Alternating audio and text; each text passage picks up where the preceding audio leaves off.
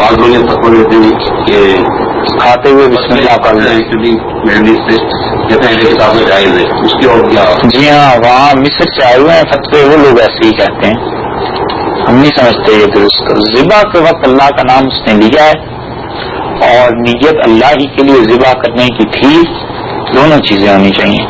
ایک آدمی حضرت عیسیٰ علیہ السلام کے نام پر ذبح کرتا ہے جانور کو، علیہ باللہ، اللہ ہی کا نام لیتا ہے، لیکن اس کا نظریہ یہ ہے کہ اس سے مجھے حضرت عیسیٰ علیہ السلام کی مدد حاصل ہو جائے گی، علیہ باللہ، تو یہ بھی شرک، ایسا وہ بھی ابھی نہیں کھایا جا سکتا۔ ذبح کے وقت اللہ کا نام لے، نیت درست ہو۔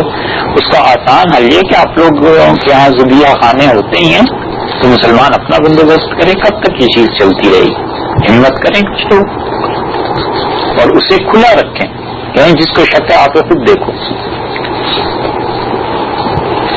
آپ کیا فرما رہے ہیں؟ میں عرض کر رہا تھا کہ ایسا کوشچن کے جواب کے طور پر یہ بھی کہ ہمارے سینٹر میں جب بھی کمیونٹی ڈنر ہوتا ہے ہم انہیں یہ واضح کرتے ہیں کہ ذبیحہ الاؤ، اگر لوگ جو انڈیویجل لا رہے ہیں، لیکن ابھی یہی ہے کہ ہم تو وہ کروا لینا، ہم آرڈر دے کے کسی حساب سے یہ پورے سینٹر کے لیے پکواتے ہیں، کھانا بھی اس طرح کر رہے ہیں تو وہ ان کو ذبیحہ کھا جاتے ہیں، تو اس لیے کوئی یہاں شک نہیں ہے آپ کو سمجھائے، میں سینٹر کی بات کر رہا ہوں۔ بہت نیکی کی بات ہے، آپ لوگ اپنے لیے خود ذبیحہ کریں، بڑی نیکی کی چیز ہے، حلال کا رزق کسی کو کھلانا، حرام سے بچانا بڑی نیکیوں میں سے، خوبیوں میں سے خوبی ہے۔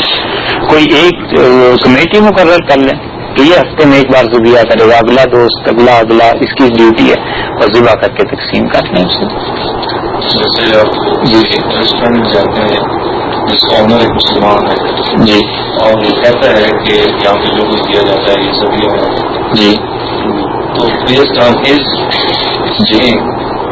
ویدر اٹ از ذبیحہ اور ناٹ، ہم اس کو فالو کریں کہ وہ کہہ رہا ہے کہ یہ ذبیحہ ہے، اس صورت میں کیا ہوگا؟ اس کی تین صورتیں ہیں۔ ایک صورت تو یہ ہے کہ آپ پہلے ہی سے اسے جانتے ہیں وہ آدمی سچ بولتا ہے، کوئی گڑبڑ والا آدمی نہیں ہے، اس کی بات ماننی چاہیے۔ ایک صورت یہ ہے کہ پہلے ہی پتا ہے کہ اس کو کوئی پرواہ نہیں ہوتی، ایسے ہی جھوٹ بولتا رہتا ہے، تو اس کی بات نہیں ماننی چاہیے۔ ایک صورت یہ ہے کہ آپ فوری طور پر رکے ہیں تو اس وقت قرائن سے، آثار سے کیا آدمی نظر آتا ہے، اگر یہ اندازہ ہو کہ آدمی انشاءاللہ سچ ہی بولتا ہوگا، بظاہر متقی نیک معلوم ہوتا ہے، تو اس کی بات ماننی کی گنجائش۔ اور اگر وہ یہ کہہ دے کہ میں فلاں دکان سے لیتا ہوں جو یہ کہتے ہیں کہ ہم بھی مسلمان ہیں اور یہ ذبیحہ ہے، تو کیا پھر اسی ان پہ ڈیپینڈ کرتا ہے؟ احتیاط چاہیے کہ بچے آدمی احتیاط کرنی چاہیے کھانے پینے میں، مگر اس مسئلے کو مستقل بنیاد پہ کسی طرح حل کریں، یہاں ذبیحہ اتنا ہو عام لوگ اسے کھائیں۔ کافروں کو تو کوئی فرق نہیں پڑتا ذبح ہے جھٹکا ہے کیا ہے، اس نے تو کھانا ہی ہے، تو کیوں نہ ایک حلال چیز ہو گیا وہاں پہ سامنے آپ کے سامنے جی صحیح، آسان ہو گیا، اس کی سپلائی شروع کروا دیں۔ اکثر لوگ جانتے ہیں اس کو۔ ہاں تو امتیاز سب کوئی ایسی چیز بنا دے نا کہ سپلائی پورے امریکہ میں ہوا کرے کہ حلال مرغی لے لیں، آپ ارادہ کریں اللہ کے لیے کیا بہت سارے ہیں، آپ صحیح وہ اللہ اگر پڑھے یا نہیں پڑھے تو اللہ ہی جانتے ہیں، لیکن جی مسلمان بھی ہیں اچھی بات پڑھتے بھی ہوں گے اللہ جی سکتے ہیں۔ دنیا میں ذکر کے بارے میں جس طرح ہم دیکھتے ہیں کہ ذکر کے ساتھ نے کہا بڑی افضل چیز ہے، ضروری ہے ہر وقت، لیکن ساتھ یہ کہ یہ گروپس ہیں، بعض لاؤڈ کرتے ہیں اور بعض خاموشی سے کرتے ہیں۔ ویسے تو جو اپنا ذکر ہے جو دعا کرنا وہ تو اللہ تعالیٰ نے قرآن پاک میں کہا کہ بہتر ہے کہ خاموشی سے کریں، لیکن یہ جو گروپس پریکٹس میں سسٹمیٹکلی ہر وقت مطلب ہے لاؤڈ کچھ کرتے ہیں اور بعض آہستہ کرتے ہیں، تو ہر ایک متقی پرہیزگار ہے، تو ہمیں کس کا مطلب ہے دونوں ٹھیک ہیں کیسے ہیں، اس کے بارے میں ذرا تبصرہ فرمائیں۔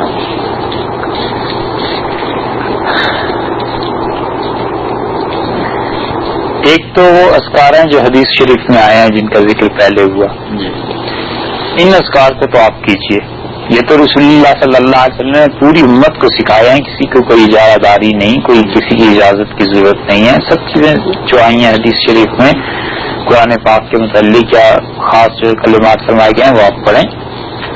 جہاں تک اس کا تعلق ہے کہ مختلف گروپس بنے ہوئے ہیں، تو اگر آپ صحیح جو مشائخ ہیں، جو اللہ کے نیک بندے ہیں، کسی سے بیعت ہیں اور وہ آپ کو کوئی ذکر بتاتا ہے کہ یہ ذکر کیا کرو، تو اسے بھی کرنا چاہیے، لیکن اس طرح نہ کیا جائے کہ اس سے دوسروں کو تکلیف. جیسے کوئی سویا ہوا ہے، جیسے کوئی نماز پڑھ رہا ہے مسجد میں، تو اس کی بھی کوئی حرج نہیں ہے، بشرطے کہ وہ شیخ واقعی اللہ کا نیک بندہ ہو، دنیا سے بے رغبت ہو، اللہ کے ساتھ اس کا تعلق ہو. آپ اس سے بیٹھیں تو ضرور وہ ذکر کریں جو وہ بتاتے ہیں. آواز اور خاموشی سے بس وہ جس طرح پھر بتائیں. اگر وہ صحیح ہیں، خود صاحب علم ہیں، پڑھے لکھے ہیں، یا کسی صحیح شیخ سے ان کی بھی تربیت ہوئی بھی ہے، تو وہ خود ہی جو بتاتے ہیں وہ اپنے طور پہ درست ہوتا ہے. وہ نقش بندی اور سب صحیح، سب صحیح ہیں، ٹھیک، سب صحیح ہیں. ان بیچاروں میں کوئی غلطی نہیں ہے. بدنامی زیادہ ہو گئی ہے لوگوں کی، کیونکہ ان میں بھی جعلی لوگ آ گئے نا ہر سلسلے میں. ڈاکٹر بھی جعلی آ گئے، وکیل بھی جعلی آ گئے. تو کبھی کوئی نہیں کرتا کہ ڈاکٹر چونکہ جعلی زیادہ ہوگی لہذا علاج ہی چھوڑ. جی بچپن میں تجارت کی بعد میں معاش کیا ہوا جب آپ کے اوپر یہ سب باری سمجھنے کی، جیسے یہ کہتے ہیں نا ڈیلی ایکسپینسز. نبی کریم صلی اللہ علیہ وسلم ابتدا میں تو تجارت فرماتے رہے ہیں، مگر جب نبوت کا مسئلہ ہوا ہے تو پھر کوئی ذریعہ معاش نہیں رہا، کچھ نہیں تھا. فاقے بھی ہوتے تھے. ہاں یہی چیزیں ہیں. عائشہ رضی اللہ عنہ فرماتی ہیں 3 چاند اس حال میں ہمارے گھر میں گزرتے تھے کہ گھر میں سوائے 2 سیاہ چیزوں کے تیسری چیز نہیں ہوتی تھی. کسی نے پوچھا کہ 2 سیاہ چیزیں کون سی؟ تو انہوں نے کہا تمر والماء، کھجوریں اور پانی. تو اس نے کہا کھجوریں تو کالی ہوتی ہیں، پانی کیوں سیاہ؟ تو انہوں نے کہا بیٹے جب فاقہ آتا ہے نا تو پھر پانی بھی کالا لگتا ہے، آنکھوں میں جب اندھیرا آتا ہے. رسول اللہ صلی اللہ علیہ وسلم کا کوئی ذریعہ معاش بات میں نہیں رہا. وہ نبوت کا کام ہی بس اصل چیز تھی. اور ایک بات اس میں یہ ہے کہ جو آدمی جس کا کام کرتا ہے نا وہ اس کا خیال رکھا ہی کرتا ہے. جو ملازم رکھ لیتا ہے نا کسی کو تو اس کے کپڑے لتے کا بندوبست کرتا ہی رہتا ہے. تو وہ سب سے بڑے بادشاہ کی نوکری کرنے والے تھے اللہ. تو اللہ ان لوگوں کا خیال نہ رکھتا. اس لیے جتنے بھی لوگ دین میں زندگیاں وقف کر دیتے ہیں پھر اس کے بعد گنجائش نہیں رہ جاتی ان اوقات میں کہ معاش بھی چلائیں، تجارت بھی کریں، پڑھائیں بھی، کچھ اور کام بھی کریں. وہ اگر وہ کام کرنے لگے تو دین کا حرج. اور دوسری بات جو اس سے بھی زیادہ عجیب ہے قرآن پاک میں آئی ہے. اللہ تعالیٰ نے فرمایا ہے کہ لا نسألک رزقا، کہ نبی صلی اللہ علیہ وسلم ہم آپ سے روزی نہیں مانگتے، نہ ہم نرزقک، ہم آپ کو روزی دیتے ہیں. اب اس آیت پہ آدمی سوچے کہ یہ تو کوئی مطلب کوئی مسلمان بھی نہیں کہہ سکتا کہ ہم آپ سے روزی نہیں مانگتے. اللہ تعالیٰ رسول اللہ صلی اللہ علیہ وسلم سے فرما رہے ہیں کہ ہم آپ سے روزی نہیں مانگتے. تو مفسرین کہتے ہیں اس کا مطلب یہ ہے کہ ہم یہ بھی نہیں چاہتے کہ آپ روزی کمائیں، ہم کموانا بھی نہیں چاہتے. آپ کوئی کام نہ کریں سوائے اس کے کہ ہمارے دین کا کام کریں. یہی حال حضرت علی رضی اللہ عنہ کا بھی تھا. اسی وجہ سے حضرت بکر رضی اللہ عنہ بھی پہلے دن اپنی خلافت کے بعد جب تجارت کے لیے جا رہے تھے کپڑا وغیرہ لے کے، تو صحابہ رضی اللہ عنہ نے عمر رضی اللہ عنہ نے کہا کہ ابو بکر آپ جا رہے ہیں تو یہ خلافت کیسے؟ انہوں نے کہا تو پھر میرے بچوں کا گزارا کیسے ہوگا؟ تو انہوں نے کہا چلو ابو عبیدہ رضی اللہ عنہ کے پاس جاتے ہیں. اور ابو عبیدہ رضی اللہ عنہ چونکہ رسول اللہ صلی اللہ علیہ وسلم میری امت کا سب سے امانت دار آدمی ہے، ان سے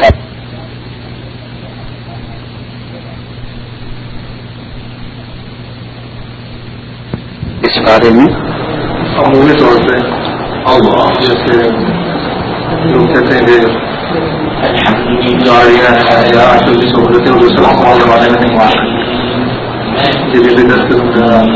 یا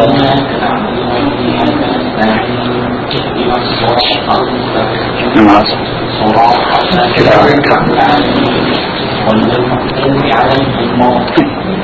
کسی چیز کا شروع کرنا، اور اللہ تعالی کے ناموں میں بدیع بھی ہے، یعنی وہ ذات جو بغیر کسی مثال کے پیدا کرنے والا ہے۔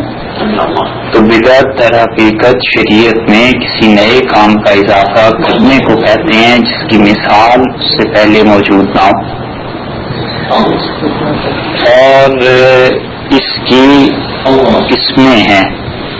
بدعت کی تقسیم اگر آپ دیکھیں تو ایک چیز تو وہ ہے کہ کوئی انسان دین کے لیے وہ ذرائع اختیار کرتا ہے جو حضرت صلی اللہ علیہ وسلم کے دور میں نہیں تھے، مگر زمانہ بدل گیا، وقت بدل گیا، اب وہ ذرائع استعمال کرنا ضروری ہیں، تو وہ بدعت نہیں ہو سکتے۔ البتہ جو کوئی شخص دین میں اضافہ کرے گا وہ بدعت ہے۔ دین میں اور دین کے لیے دونوں میں فرق ہے۔ مثلا کوئی انسان یہ چاہے کہ وہ وضو سے پہلے اونچی آواز میں کلمہ پڑھے اور وہ یہ سمجھے کہ یہ دین کا ایک حصہ اور جز ہے، تو یہ کوئی دین کا حصہ اور جز نہیں، کیونکہ رسول اللہ صلی اللہ علیہ وسلم سے جو وضو ثابت ہے وہ یہ تھا کہ آپ نے بسم اللہ سے اسے شروع فرمایا۔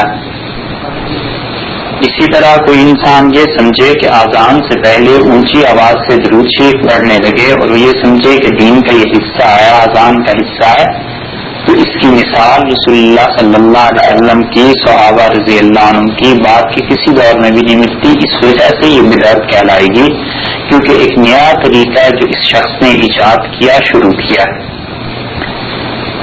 تو اس لیے دین سمجھ کر کسی کام کو کرنا، وہ دین میں اضافہ جو ہے اس کی کوئی مثال سابق میں اس سے پہلے نہ پائی جائے، وہ بدعت کہلاتی ہے۔ تو جہاں تک اس کا تعلق ہے کہ دین کے لیے کوئی اضافہ کرنا تو ہر دور میں ناگزیر ہے۔ دین کے لیے اضافہ کرنے کا مطلب یہ ہے کہ پہلے زمانے میں لوگ حدیث ایک دوسرے سے بیان کرتے تھے، پھر وقت آیا جب لوگوں نے لکھنا شروع کر دیا تو کتابیں اب مثلاً ہمارے دور میں آ گئیں، پرنٹنگ پریس آ گیا۔ اسی طرح پچھلے زمانوں میں پنکھے کا کوئی بندوبست نہیں ہوتا تھا، پنکھے آ گئے، اس لیے کہ ان چیزوں کا کوئی وجود ہی نہیں تھا۔ تو یہ چیزیں دین کے لیے اختیار کی جا رہی ہیں وقت کے تغیر کے ساتھ ساتھ۔ تو دین کے لیے کوئی کام اسے دین کوئی نہیں سمجھتا۔ مثلا یہ کوئی نہیں سمجھتا کہ اگر مسجد میں پنکھا لگایا گیا تو یہ دین کے اضافے کی کوئی چیز ہے، بلکہ سہولت کی ایک چیز ہے جو اس نے اختیار کی ہے۔ اسی طرح پہلے زمانے میں مدرسے ایسے تعمیر نہیں ہوتے تھے، مساجد اتنی اچھی نہیں ہوتی تھی، مسجدیں اتنی پختہ نہیں بنا کرتی تھی۔ اب یہ دین کے لیے مساجد بنتی ہیں، آپ کے یہاں کا کچھ اور ڈیزائن ہے، وہاں کا کچھ اور ڈیزائن ہے، پاکستان ہندوستان کا۔ تو یہ دین میں اضافہ ہے، دین کے لیے اضافہ ہے، دین میں کسی چیز کا اضافہ نہیں کیا جا رہا۔ تو اس لیے جو بھی جدید ذرائع کوئی بھی انسان اختیار کرے گا اور اس کا مقصد یہی ہوگا کہ یہ دین میں کوئی اضافے کی چیز نہیں ہے، بلکہ زمانے کے ساتھ ساتھ مختلف سہولتیں جو مل رہی ہیں اسے اختیار کرنا ہے، تو وہ دین میں کوئی چیز نہیں ہے جسے ہم بدعت کہیں، وہ دین کے لیے اضافے ہیں اور وہ جائز ہیں۔ جیسے رسول اللہ صلی اللہ علیہ وسلم نے آخری حج جو فرمایا ہے تو حدیث میں آتا ہے کہ لوگوں کی تعداد بہت زیادہ تھی، تو لوگوں نے کہا اللہ کے رسول آپ اگر اونٹنی پر بیٹھ کے طواف کریں تو ہم آپ کو دیکھ لیں گے کہ حج کیسے ہوتا ہے، طواف کیسے ہوتا ہے، نظر نہیں آ رہے تھے۔ تو نبی کریم صلی اللہ علیہ وسلم نے اونٹنی منگوائی اور اونٹنی پر بیٹھ کے طواف کیا۔ اب کوئی آدمی یہ کہے کہ ہمارے زمانے میں بھی اونٹنی پر بیٹھ کے طواف ہوگا تو وہ ایسی چیز ہے جس کو کوئی بھی نہیں مانے گا، بلکہ ہنسیں گے لوگ کہ یہ کیسی بات کر رہا ہے۔ تو ذرائع بدلتے رہتے ہیں دین کے حساب سے۔ اب کوئی آدمی یہ چاہے کہ مکہ مکرمہ سے مدینہ منورہ اونٹ پہ جائے اور پھر اسے سنت سمجھے علیہ باللہ، تو یہ بات غلط ہے، وہ دین میں اپنی طرف سے نئی چیزیں کر رہا ہے۔ ذرائع بدلتے رہتے ہیں، تو ان ذرائع کا جو جدید دور میں آ گئے ہیں استعمال کرنا دین کے لیے، سہولت کے لیے، یہ بدعت نہیں۔ البتہ دین میں کوئی اضافہ کرے جس کی مثال پہلے کوئی موجود نہیں ہے تینوں دور میں، یعنی صحابہ رضی اللہ عنہ کے دور میں، ان سے پہلے اور ان کے بعد، تو وہ دین میں اضافہ یعنی بدعت کہلائے گا، جو کہ حرام۔ یہ رمضان المبارک کے اندر جیسے پاکستان میں بعض مساجد کے اندر مسجدوں میں باہر لائٹ لگائی جاتی ہے، تو اس کے بارے میں آپ کچھ فرمائیں۔ مساجد میں یہ لائٹنگ جو رمضان میں دیگر مواقع پہ کی جاتی ہے نہیں کرنی چاہیے۔ کوئی اس کا مقصد نہیں ہے سوائے پیسے کے ضیاع کے، اور خاص طور پہ اگر وہ پیسہ مسجد کے چندے کا ہے، مسجد کے فنڈس کا ہے، تو پھر تو بالکل نہیں کرنی چاہیے، کیونکہ لوگ جو پیسہ دیتے ہیں وہ اس لیے دیتے ہیں کہ مسجد میں ان چیزوں پر خرچ کیا جائے جو ضروریات میں سے ہیں، اس لیے نہیں دیتے کہ لوگ تعیش اور نمود و نمائش میں سے خرچ کریں۔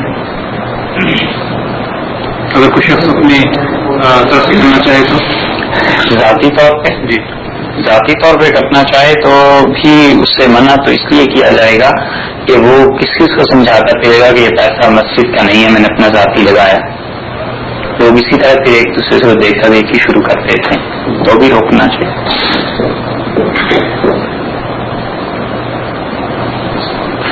اور آپ سے بات کریں کہ اس کے ایصال ثواب کے لیے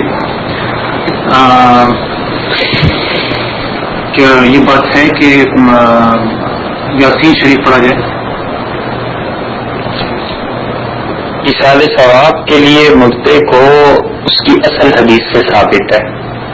رسول اللہ صلی اللہ علیہ وسلم نے متعدد مواقع پر یہ بات بتلائی ہے کہ جو دنیا سے گزر جاتا ہے کوئی آدمی تو اس کے لیے ایصال ثواب کیا جا سکتا ہے۔ ایصال ثواب کا مطلب یہ ہے کہ ثواب کو اس تک پہنچانا۔ ایک عمل آپ نے کوئی نیکی کا کیا ہے اور وہ نیکی کا عمل اللہ اگر قبول کر لے تو اس پہ آپ کو اجر دے گا، تو آپ نے یہ کہا اللہ تعالیٰ سے دوسرے لفظوں میں کہ اللہ اس کا جو اجر مجھے ملنا ہے میرے بجائے فلاں شخص کو دے دیا جائے، اپنی خوشی سے میں یہ کہہ رہا ہوں، تو یہ ہے ایصال ثواب۔ اس کی اصل آپ کو ملے گی جیسے دعا کرنا، یہ نیکی کا کام ہے اور اللہ دعا کو قبول فرما لے تو بہت بڑی بات ہے۔ حدیث میں آتا ہے جنت میں کسی انسان کا درجہ بلند کیا جاتا ہے تو فرشتے وہ آدمی یہ کہتا ہے کہ اللہ میرے تو اعمال ختم ہو گئے اور یہ میرا درجہ کیوں بلند کیا جا رہا ہے، تو اللہ تعالیٰ فرماتے ہیں تمہارا نیک بیٹا جو تمہارے لیے دعا کر رہا ہے یہ اس کا اثر ہے۔ تو اس سے معلوم ہوتا ہے کہ زندہ لوگوں کی دعا سے میت کو نفع ہوتا ہے، مردہ کو نفع ہوتا ہے۔ عبداللہ ابن عمر رضی اللہ عنہ ہر سال جب حج کے لیے آتے تھے تو عمرہ بھی کرتے تھے رسول اللہ صلی اللہ علیہ وسلم کی جانب سے، اور اسی کو وسیع کر کے فقہا نے لکھا ہے کہ زندہ کی طرف سے بھی ایصال ثواب کیا جا سکتا ہے۔ مثلاً آپ کی والدہ زندہ ہیں اور آپ یہاں سے حرمین شریفین گئے تو آپ نے عمرہ کیا اور آپ نے سوچا میں اپنی والدہ کی طرف سے بھی عمرہ کروں، بالکل درست ہے، ان کی طرف سے بھی ہو سکتا ہے۔ تو ایصال ثواب میں زندہ کے لیے مردہ کے لیے سب کے لیے ہو سکتا ہے، کیونکہ وہ ثواب آپ کی چیز ہے، آپ سے بھی دے دیں۔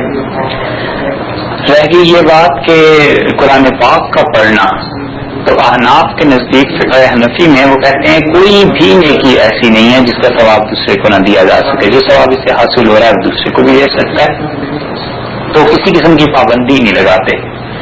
عبداللہ ابن عباس رضی اللہ عنہ کی روایت میں آتا ہے کہ رسول اللہ صلی اللہ علیہ وسلم نے فرمایا میت تم میں سے کسی انسان کے ثواب کا ایسے انتظار کرتی ہے بعض اوقات جیسے کوئی ڈوبنے والا کسی سہارے کا انتظار کرتا ہے، تو اس حدیث سے بھی یہی ثابت ہوتا ہے۔ اور بھی بہت سی احادیث مل جائیں گی جس میں آیا ہے کہ اپنے مردے کے لیے ایصال ثواب کیا جائے۔ مثلا سعد رضی اللہ عنہ کا واقعہ تو بہت ہی واضح ہے، وہ حاضر ہوئے رسول اللہ صلی اللہ علیہ وسلم کی خدمت میں اور انہوں نے کہا اللہ کے رسول میں سفر میں تھا اور میری والدہ کا انتقال ہو گیا، اور اگر میں ان کے پاس ہوتا موجود ہوتا ان کی وفات کے وقت تو یقیناً مجھے کسی نیکی کے لیے وصیت کرتی، تو آپ فرمائیے میں کیا کروں؟ تو رسول اللہ صلی اللہ علیہ وسلم فرمایا فلاں جگہ پہ مسلمانوں کو پانی کی قلت ہے تم ان کے لیے کنواں کھدوا دو، تو انہوں نے کنواں وہ مسلمانوں کے لیے وقف کر دیا۔ تو خود رسول اللہ صلی اللہ علیہ وسلم نے فرمایا کہ حاضی لم سعد، اللہ یہ سعد کی ماں کے لیے، یعنی اس کا ثواب سعد رضی اللہ عنہ کی والدہ کو پہنچے۔ تو یہ تمام احادیث اس بات پہ دلالت کرتی ہیں کہ ایصال ثواب ہوتا بھی ہے، کرنا بھی چاہیے، مستحب ہے، بہتر ہے، ثواب کی بات ہے، اور کسی بھی چیز کی تخصیص نہیں ہے۔ البتہ جن چیزوں کو ترجیح دی گئی ہے وہ رسول اللہ صلی اللہ علیہ وسلم نے خود ایسے اعمال بتلائے ہیں جن سے عام مسلمانوں کو نفع پہنچے، مثلاً کنویں کا کھدوا دینا، مثلاً کسی دینی کتاب کا چھپانا، یہ ایسی چیزیں ہیں، یا جیسے کسی کے متعلق یہ طے کر لیا جائے کہ اس بچے کو ہم تعلیم دلا دیں گے، جتنا خرچہ ہوگا اس کا میں برداشت کروں گا۔ اسی طرح یتیموں کی کفالت کرنا، یہ تمام چیزیں ایسی ہیں جو مسلسل جاری رہنے والی ہیں. تو جب تک وہ کام ہوتا رہے گا اس کو ثواب پہنچتا رہے گا. تو شریعت نے اسے ترجیح دی ہے کہ ایصال ثواب میں وہ کام کیے جائیں جن کا اجر مسلسل ہے ہمیشہ کے لیے، یہ زیادہ قابل اعتبار. اور باقی قرآن پاک کا سورہ یاسین کا پڑھنا، سورہ اخلاص کا پڑھنا، یہ بھی بعض روایات میں آیا ہے. اس لیے کوئی آدمی اپنے طور پر اخلاص سے پڑھتا ہے، بغیر کسی شہرت کے، بغیر کسی رسم و رواج کے، بغیر کسی اس قید اور ممانعت کے جو رسم و رواج کی مد میں آتی ہیں. شریعت نے کوئی قید نہیں لگائی، تو اس انسان کے لیے اچھا ہے، یہ جائز ہے. جیسے کہ اگر مسجد میں اگر اعلان ہو کہ سارے ثواب کے لیے قرآن خوانی کی جائے گی اور اس میں لوگوں کو مدعو کیا جائے، اور دوسری طرف یہ کہا جائے کہ اگر سر کرتے کوئی یہ کہ ہے کہ بجائے قرآن خوانی کرنے کے یا قرآن پاک کی تلاوت کرنے پڑھنے کے جو ہے وہ یاسین شریف کنورٹ کر لیا جائے، تو دونوں میں سے کیا چیز ہوگی؟ یا سب سے بہتر صورت تو یہ ہے کہ اعلانات اور ان چیزوں کی بجائے جس انسان کا میت سے تعلق ہے وہ اپنے الگ تنہائی میں پڑھے، اخلاص سے پڑھے. سب سے بہتر صورت یہی، کیونکہ اعلانات میں ان چیزوں میں کبھی نمود بھی ہوتی ہے، پھر لوگ بھی آتے ہیں، کوئی پڑھتا ہے، کوئی کیا کرتا ہے، کوئی مجبوری سے ہی آتا ہے. وہ کہتا ہے کہ شرم سے یا دوست ہیں، ان کے والد ہیں یا کیا ہے، تو شرم سے وہ آتا ہے، حالانکہ اس کا جی نہیں چاہ رہا ہوتا، تو اس کی رضامندی کے بغیر پھر اسے بیٹھنا پڑتا ہے. تو ایسی چیزوں سے جس حد تک ہو سکے بچے، اور اخلاص کے ساتھ تنہائی میں بغیر کسی شہرت کے اپنے طور پہ اللہ سے دعا مانگتا رہے، پڑھتا رہے، یہ زیادہ اچھا. اور رہ گئی وہ چیز کہ کیا آپ نے کہا تھا کہ یا تو یاسین شریف کا وہی کہا جائے کہ اگر کوئی کے بجائے کہ آپ قرآن پاک کی تلاوت کریں، قرآن پاک کا پڑھنا زیادہ افضل ہے فقط سورہ یاسین پڑھنے سے. قرآن پاک کی تلاوت زیادہ افضل ہے بنسبت سورہ یاسین کی، کیونکہ یہ تو ایک حصہ ہے، وہ قرآن پاک تو کل ہے. ہمارے ہاں بعض ایصال ثواب کی رسومات چل پڑی ہیں. مثلاً یہ لوگ کرتے ہیں، صدقہ کرتے ہیں یا ایصال ثواب کرتے ہیں، وہ پھر کہتے ہیں اس میں بکرا ہونا ضروری ہے، وہ بھی کالا بکرا ہو، تو اس کے بغیر وہ ایصال ثواب پورا ہی نہیں ہوتا. ایک صاحب نے ہم سے پوچھا، بہت عرصہ ہوا اب تک، تو مجھ سے کہا کہ وہ میں صدقہ کرنا چاہتا ہوں، تو کیا چیز؟ تو میں نے ان سے کہا کہ گرمیوں کا موسم ہے اور آپ ایک پنکھا لے کے کسی غریب آدمی کو دے دیجیے، اور وہ جو اس کی رات آسانی سے کٹے گی اور اس کو آرام سے نیند آئے گی، تو وہ زیادہ ثواب کی چیز ہے، اچھا صدقہ ہے. تو مجھ سے کہنے کہ میں کالا بکرا نہ کر دوں اللہ کی راہ میں. تو میں نے کہا آپ نے جو پوچھا ہے تو میں تو اس کو جو مناسب سمجھتا ہوں وہ بتا دیا. کئی مہینے بعد پھر ان کا فون آیا، تو کہنے کہ وہ صدقہ کرنا تھا، تو کالا بکرا نہ کر دوں. میں نے کہا وہ ابھی تک نہیں مرا بھائی کالا بکرا. کہنے لگے نہیں کالا بکرا. میں نے یار چھوڑو کالے بکرے کو، اس سے باہر بھی نکل آؤ، بھی دنیا کافی آگے چلی گئی ہے. آپ کوئی اچھا کام کرنا چاہتے ہیں تو اب سردیوں کا موسم آ گیا ہے، اور آپ لحاف کسی کو بنا دیجیے، کسی غریب کی رات اچھی طرح گزر جائے. تو یہ چیزیں ہیں جو سوچنے کی ہیں. اس طرح ایصال ثواب زیادہ اچھا ہے بجائے اس کے کہ انسان اب دعوت کر دی، کھانا ہو گیا، لوگوں نے کھایا، بس ٹھیک ہے. کھانا کھلانا اگرچہ بہت بڑی نیکی ہے، مگر اس کا ثواب ایسا ہے جو ختم ہو جائے گا.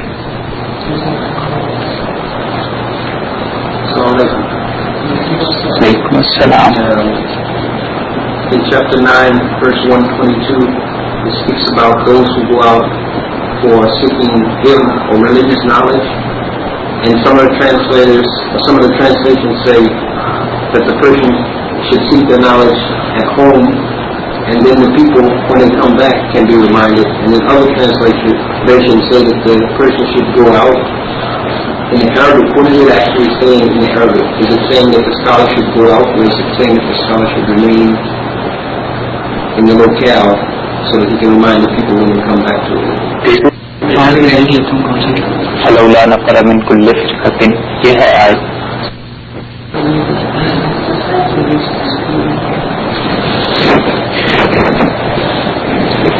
Both ways are right. If people will go to learn, to seek knowledge, this is also a good thing. And if scholars went there, this is also a good way. But Quran says in chapter 9 that some people from any society will go to learn Deen and Islam, and they will return and they will come back to teach people about Islamic teachings, what Allah said and what His Prophet sallallahu alaihi wasallam said. And the second thing is better than the first one.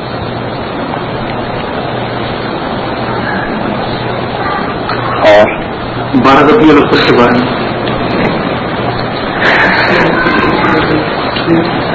جو کراچی پاکستان میں جو دیکھو بھائی، ایک چیز ہے رسول اللہ صلی اللہ علیہ وسلم کا ذکر اور سیرت، اس کو بیان کرنے میں کسی کا اختلاف نہیں ہو سکتا. کوئی مسلمان یہ نہیں کہہ سکتا کہ حضرت صلی اللہ علیہ وسلم کی سیرت، ان کے واقعات، یہ چیزیں بیان نہ کی جائیں.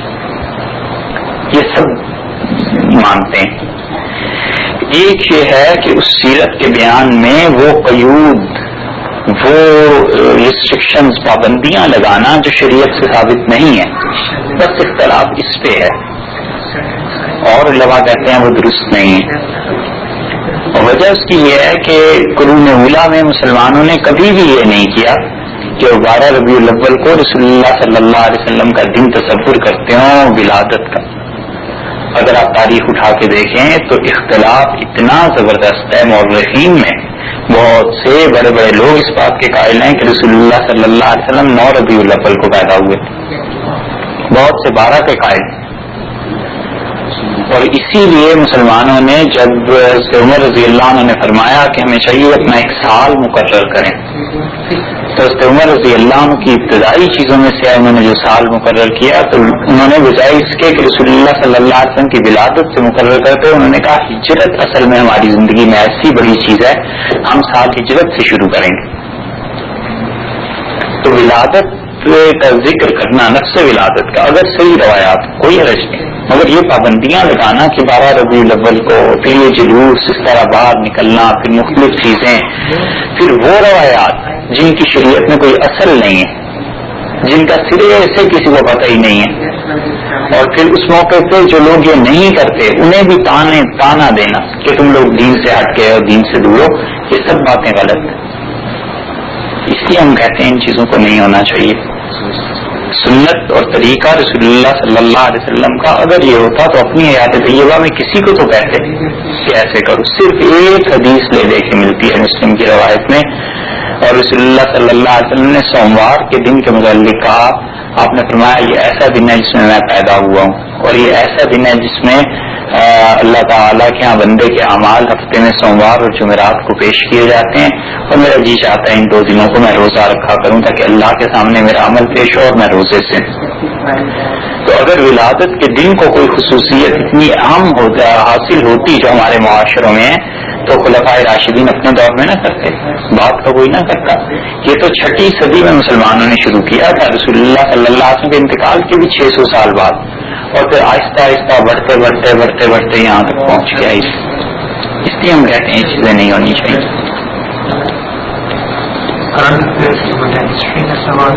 جی ضرور. ام المومنین حضرت عائشہ اور حضرت علی اتنے بڑے سخال، اتنے بڑے دین میں ان کا اہمیت ہے، ان کی آپس میں اختلافات کیوں ہوئے تھے، کیا وجہ تھی جن کی آپس میں جان ہوئی تھی؟ حضرت عائشہ اور حضرت علی رضی اللہ عنہ کا اختلاف اور صحابہ رضی اللہ عنہ کا آپس میں جتنا بھی اختلاف ہوا ہے، اس میں ایک بات پہلے یہ سمجھ لینی چاہیے کہ غلط فہمی بڑے لوگوں میں بھی ہو سکتی ہے، اور بسا اوقات بات ایک چھوٹی سی ہوتی ہے مگر غلط فہمی سے کہیں پہنچ جاتی.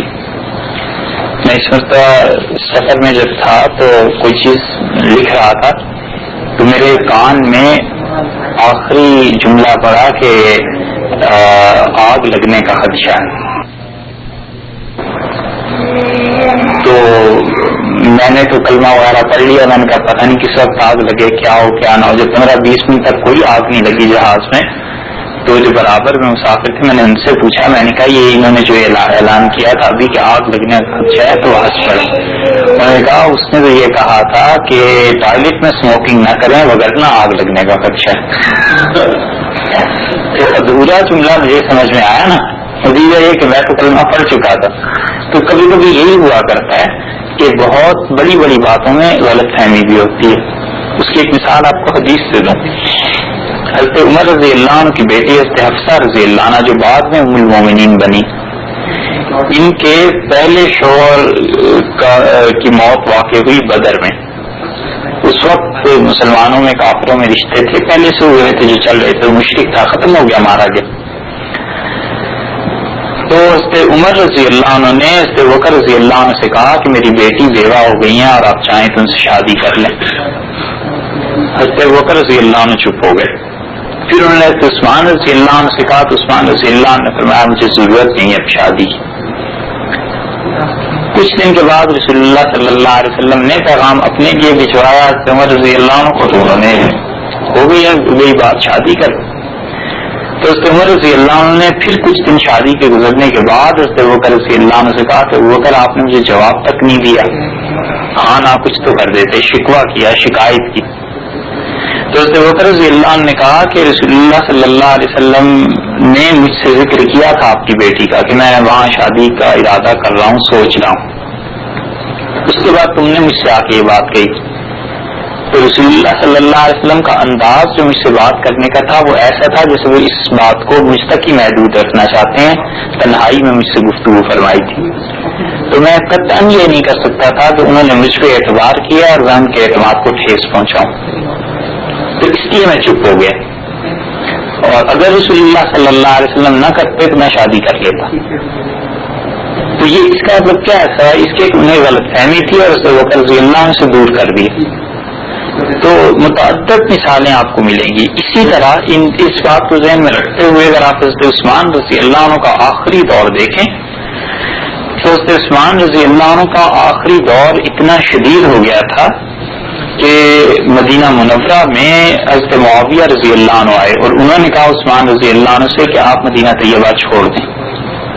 اب وہ لوگ نہیں رہے جو اتنے ادب اور احترام والے تھے. تو عثمان رضی اللہ عنہ نے کہا میں مدینہ منورہ رسول اللہ صلی اللہ علیہ وسلم کی وجہ سے نہیں چھوڑ سکتا.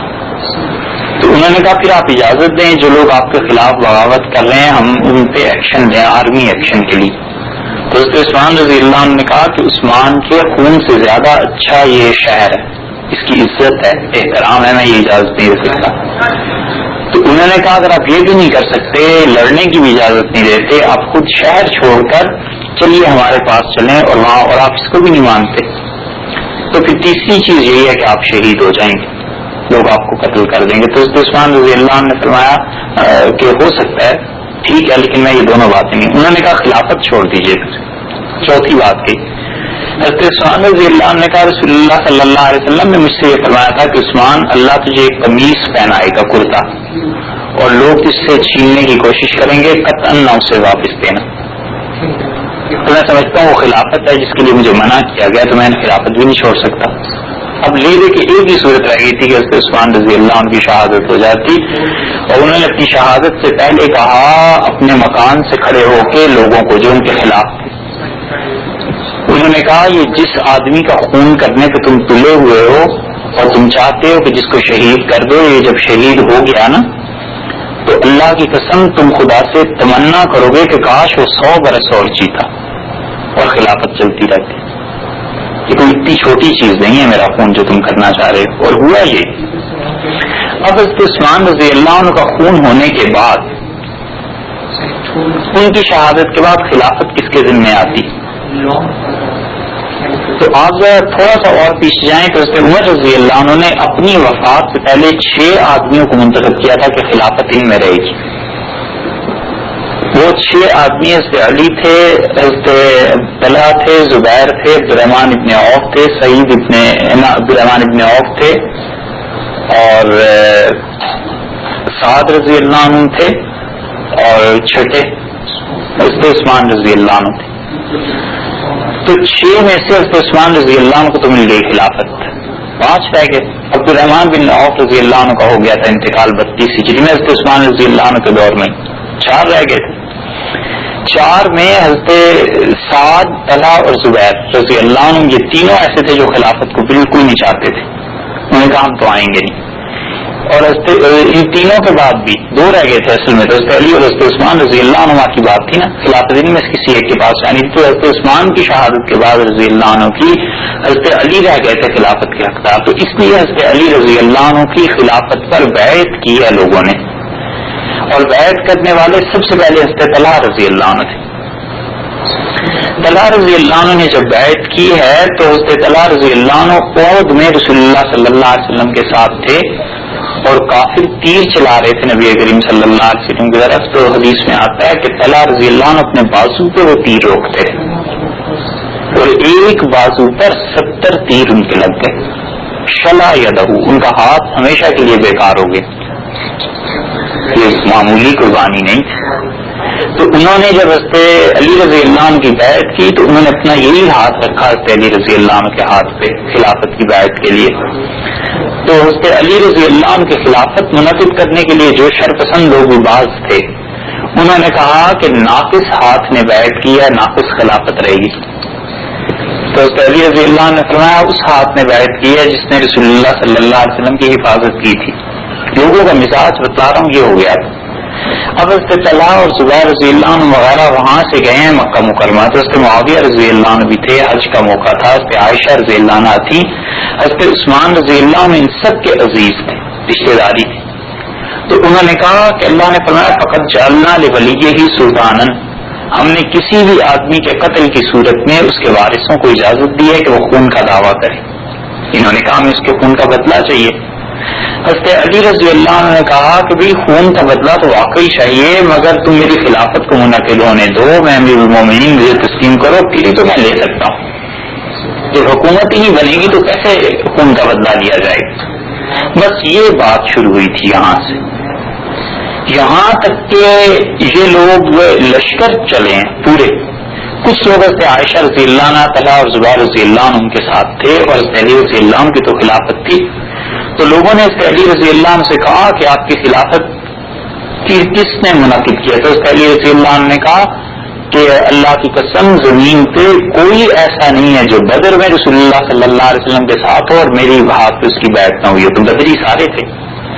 تو آپ ذرا سوچیں, تو حضرت عمر رضی اللہ عنہ نے جو 6 کی شورا مقرر کی تھی نا, اسمبلی 6 آدمیوں کی, حضرت علی رضی اللہ عنہ سے بڑھا کر 80 آدمیوں پر مشتمل کر دیا, کیونکہ سب 80 بدری صحابہ رضی اللہ عنہ تھے, اور 80 کے 80 ان کی خلافت پہ متفق تھے. تو یہ لوگ جب آئے ہیں حضرت علی رضی اللہ عنہ کے مقابلے میں, تو انہوں نے کہا کہ ہم آپ کی خلافت پہ بات نہیں ہے, بات حضرت عثمان رضی اللہ عنہ نے خون کیا, اور آپ کے ہاتھ پہ جن لوگوں نے بیعت کیا وہ عثمان کے قاتل ہیں. حضرت علی رضی اللہ عنہ کے لفظ یہاں ہیں کہ انہوں نے کہا کہ اللہ کی لعنت ہو عثمان کے قاتلوں پر, میں اس کے خون کا بدلہ آپ لوگوں کو دلاؤں گا, مگر اس کے لیے یہ ضروری ہے کہ آپ میرے حالات دیکھیں. تو حضرت زبیر کو لے کے اپنے لشکر میں گئے, اور انہوں نے کہا اپنے لشکر والوں سے کہ لوگوں میرا خیال ہے کہ میں عثمان رضی اللہ عنہ کے قاتلوں کو پکڑوں, تو تم میری فوج والوں بتاؤ تمہارے پاس کیا خبر ہے, انفارمیشنز کیا ہے. تو تاریخ میں آتا ہے 10,000 سے زیادہ آدمیوں نے تلواریں نکال دی, اور انہوں نے کہا ہم سب عثمان کے قاتل ہیں. تو حضرت علی رضی اللہ عنہ حضرت زبیر رضی اللہ عنہ کو تنہائی میں لے گئے, اور انہوں نے کہا یہ ہے میری فوج کا حال, یہ لوگ ہیں, اب تم بتاؤ میں کس کس سے عثمان کے خون کا بدلہ لے سکتا ہوں. ان ساری باتوں کے باوجود ان لوگوں نے اتفاق اس پہ کیا کہ جس کی ہم نشاندہی کریں گے آپ بدلا لیں گے. حضرت علی رضی اللہ عنہ فرمایا بالکل میں اس سے بدلا لوں گا, اور ان لوگوں کو آپ کے حوالے کر دوں گا. یہ ساری باتیں ہو گئیں, اور ان کا معاہدہ زبانی طور پر طے پا گیا. اور حضرت علی رضی اللہ عنہ رات کو اپنے لشکر میں چلے گئے, اپنے لشکر میں, اور دونوں طرف کے لوگوں کو جب خبر ہوئی کہ ام المومنین عائشہ رضی اللہ عنہ اور ام المومنین علی رضی اللہ عنہ کا آپس میں اتفاق ہو گیا ہے, تو انہوں نے یہ پلان بنایا. انہوں نے کہا ایک دوسرے پہ تیر اندازی کرو اور لڑائی شروع کرو, تاکہ ان لوگوں کو کچھ پتہ نہ چلے کیا ہو رہا ہے. تو واقعی پھر لڑائی شروع ہوئی. انہوں نے ادھر تیر چلائے, انہوں نے ادھر تیر چلائے.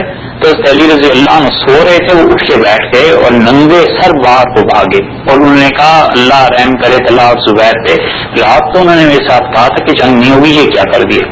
اور حضرت عائشہ رضی اللہ عنہ وہ بھی اٹھ کے بیٹھ گئی اور انہوں نے کہا کہ اللہ رحم کرے علی پر، وہ تم سے رات معاہدہ کر کے گئے تھے کہ جس چیز کو ہم کہیں گے اس پہ حد جاری کی جائے گی، قصاص میں قتل ہوں گے، یہ کیا ہوا؟ تو وہ غلط فہمی دونوں طرف سے جو ہوئی تو وہ اتنی شدید تھی کہ جنگ شروع ہو گئی۔ اب جب یہ جنگ شروع ہوئی ہے تو اس پہ علی رضی اللہ عنہ نے اس میں انتہائی جسے کہنا چاہیے فراست اور دانش مندی سے کام لیا۔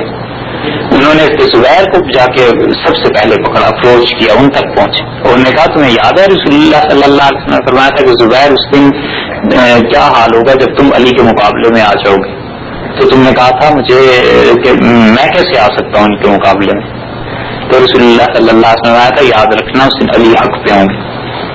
تو زبیر رضی اللہ عنہ نے کہا کہ بالکل مجھے یاد آ گیا اور میں واپس چلتا ہوں۔ وہ واپس جا رہے تھے اور خود ان کی فوج والوں نے انہیں مار دیا۔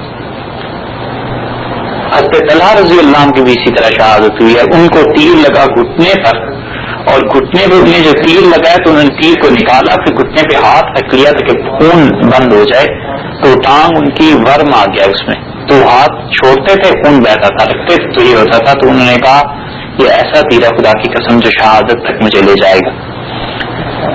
تو جب دونوں طرف، اور حضرت علی رضی اللہ عنہ نے تیسری چیز جو دیکھی تھی وہ یہ کہ عائشہ رضی اللہ عنہ کی جو اونٹنی تھی اس کے گرد لوگ چکر لگاتے تھے، پھر آتے تھے حضرت علی رضی اللہ عنہ کے مقابلے میں اور شعر پڑھتے تھے کہ ہم اپنی والدہ کو یعنی ام المومنین رضی اللہ عنہ کو رسوا نہیں ہونے دیں گے۔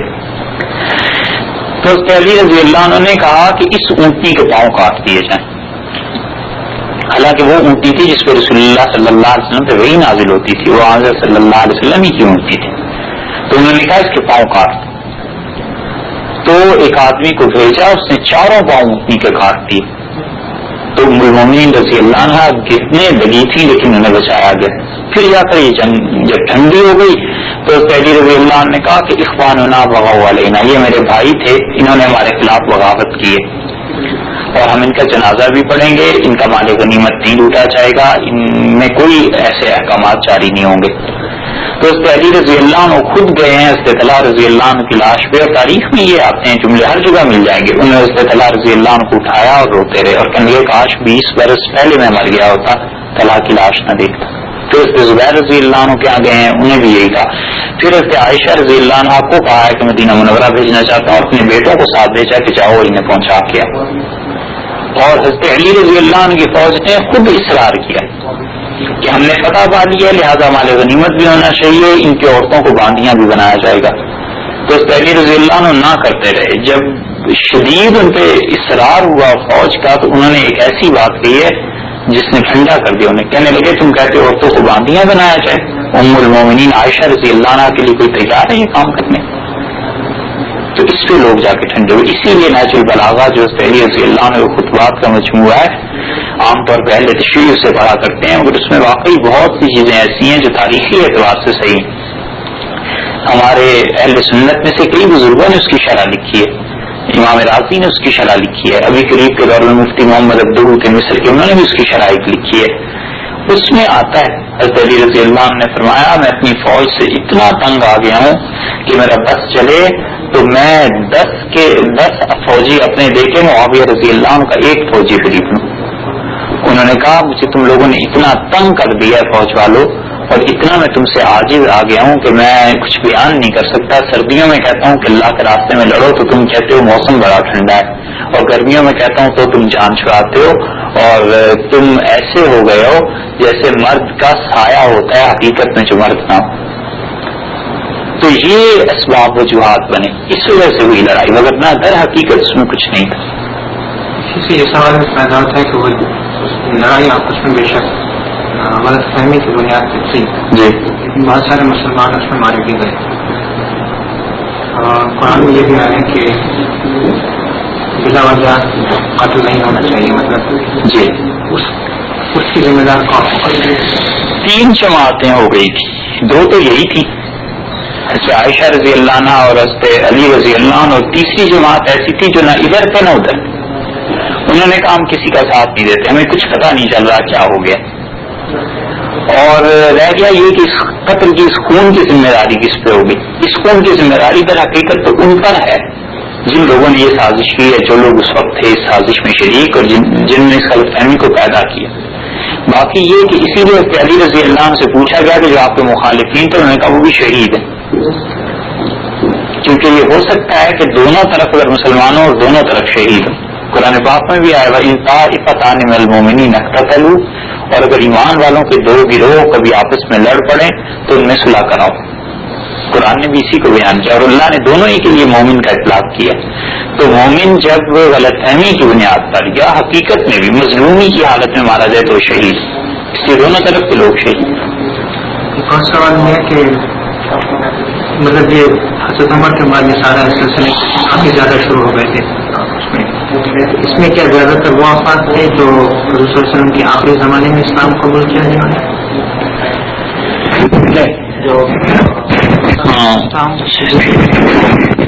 نہیں ایسے نہیں، صحابہ رضی اللہ عنہ میں سے کوئی بھی شامل نہیں ہوا اس میں.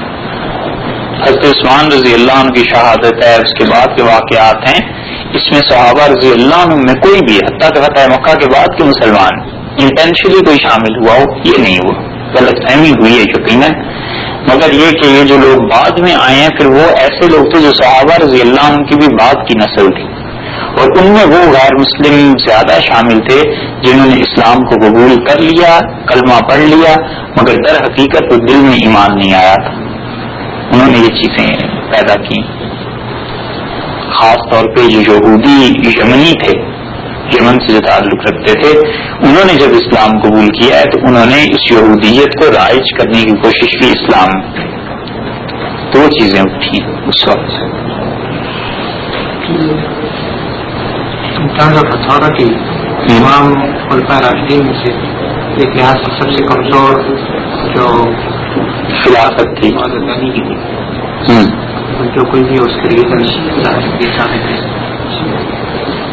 مطلب اس میں انہیں کی خلافت سب سے کمزور تھی کہ وہ کنٹرول نہیں کر سکے. حضرت علی رضی اللہ عنہ کے زمانے میں حالات جو بدل گئے تھے، انہوں نے خود ایک بات بڑی اچھی کہی، ابن خلدون نے نقل کیا ہے. ان سے کسی نے پوچھا کہ حضرت ابوبکر اور عمر رضی اللہ عنہ کی خلافت تو بہت اچھی تھی، آپ کی خلافت ایسی نہیں رہی، کیا وجہ؟